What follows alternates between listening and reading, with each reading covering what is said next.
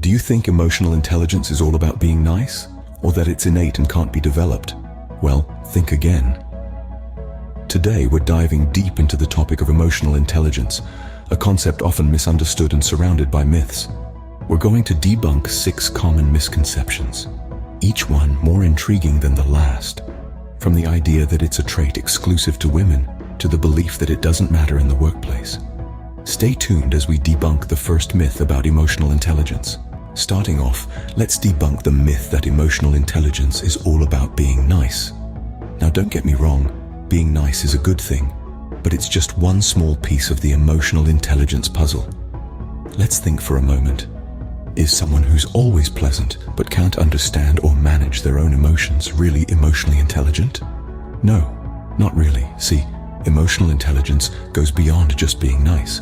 It's about understanding, managing, and using emotions in a positive way. Think of it like this.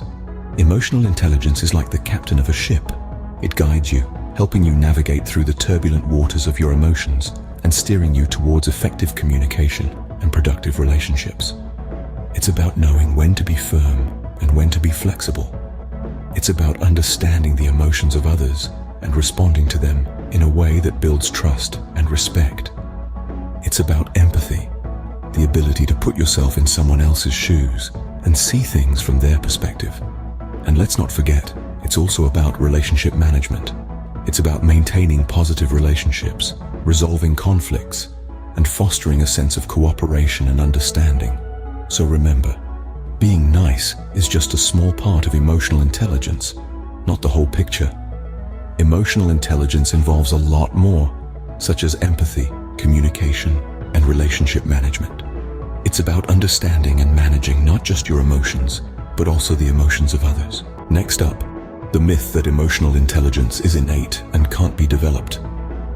Now, this is a common misconception that needs to be debunked right away. Emotional intelligence, much like any other skill, is not solely a product of genetics. It's not something you're either born with or not. It's a capacity that can be nurtured, cultivated, and improved over time. Think of it like learning to play a musical instrument. You may not be a natural prodigy, but with consistent practice, dedication, and a willingness to learn, you can become a proficient musician. The same principle applies to emotional intelligence. It involves recognizing your own emotions, understanding what they're telling you, and realizing how your emotions affect people around you. It also involves your perception of others. When you understand how they feel, this allows you to manage relationships more effectively. Sure, some people might have a head start due to their natural disposition or early life experiences, but that doesn't mean the rest of us are left behind. Quite the contrary. With the right mindset and tools, we can develop our emotional intelligence.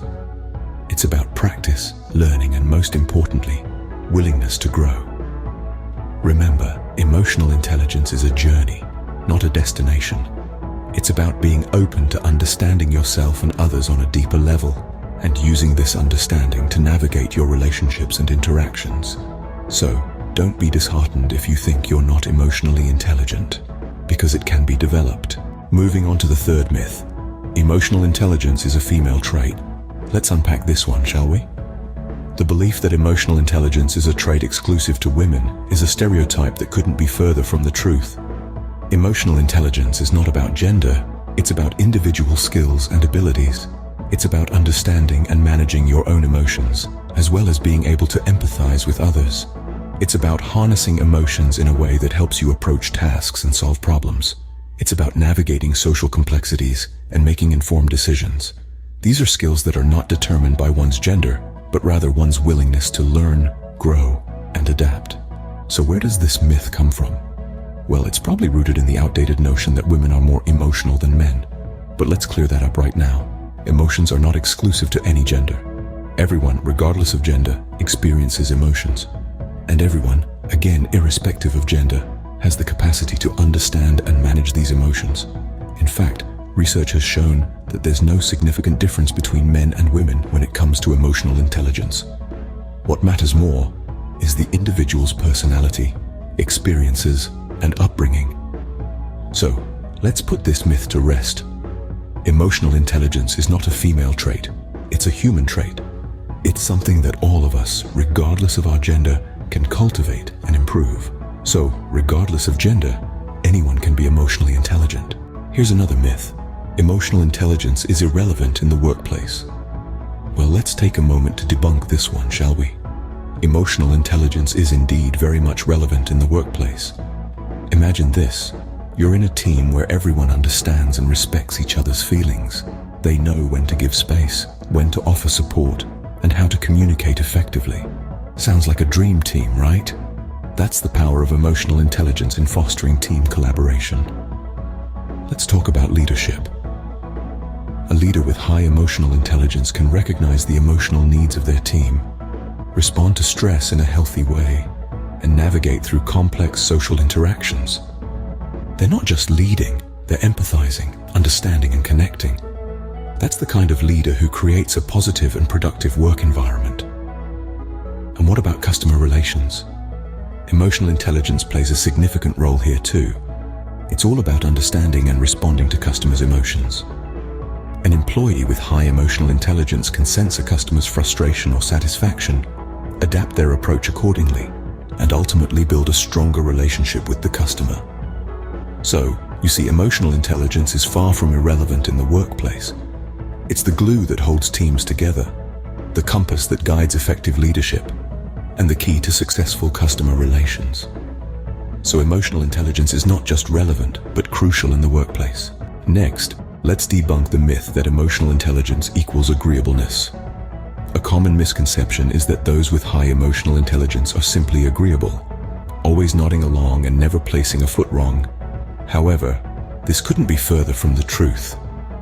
Emotional intelligence is about understanding and managing our emotions and those of others. Now, agreeableness can be a part of this. It's about being kind, cooperative, and generally getting along with others. But here's the catch. Emotional intelligence isn't just about being agreeable. It's not about being a pushover or constantly bending to the will of others. In fact, a key part of emotional intelligence is assertiveness. This is the ability to express one's feelings and assert one's rights while respecting those of others. It's about standing up for oneself and communicating effectively. It's about navigating conflict and disagreement in a respectful manner. It requires a delicate balance of assertiveness and empathy. So while someone with high emotional intelligence may often be agreeable, they also know when and how to assert themselves. They know when it's important to stand their ground and when compromise is the best course of action. They can disagree without being disagreeable, confront without being confrontational. So let's put this myth to bed once and for all. Emotional intelligence isn't just about being nice or agreeable. It's about understanding, managing, and effectively expressing emotions, both our own and those of others. It's about balance. Remember, emotional intelligence is about balance, not just agreeableness. Finally, let's debunk the myth that emotional intelligence is a panacea. It's easy to believe that emotional intelligence is the be-all and end-all when it comes to personal and professional success. But, like most things in life, it's not that simple. Emotional intelligence, or EQ, is undoubtedly a valuable tool. It can help us understand and manage our own emotions and empathize with the feelings of others. It can improve our relationships, our decision-making, and our overall well-being. But it's not a magic bullet. It doesn't automatically solve all our problems or guarantee success. For instance, consider a surgeon. High emotional intelligence may enable them to communicate effectively with patients and colleagues, or handle stress in the operating room. But without technical skills and knowledge, they simply can't perform surgery. Similarly, a business leader needs more than just EQ to run a successful company. They also need cognitive intelligence, industry knowledge, strategic thinking, and much more. Moreover, an over-reliance on emotional intelligence can be detrimental. It can lead to overthinking or over-analyzing situations, which can paralyze decision-making. It can also create an excessive focus on pleasing others at the expense of one's own needs and well-being. So, while emotional intelligence is important, it's not the only thing that matters. Recognizing its value while understanding its limitations is the key to using emotional intelligence effectively. In conclusion, we've debunked several myths about emotional intelligence. We've learned that it's not just about being nice, but rather about recognizing and managing our own emotions and understanding those of others. We've also dispelled the notion that emotional intelligence can't be developed. In fact, it's a skill that can and should be honed over time. We've refuted the stereotype that emotional intelligence is a female trait. It's a human trait, applicable to all of us, regardless of gender. Moreover, we've revealed that emotional intelligence is far from irrelevant in the workplace. It's a key factor in leadership and team dynamics. We've also clarified that emotional intelligence isn't about being agreeable all the time, but about being authentic and respectful. Lastly, we've debunked the myth that emotional intelligence is a panacea. While it's crucial, it's not a cure-all. Remember, understanding and developing your emotional intelligence is a journey, not a destination. So keep learning, keep growing, and keep debunking those myths.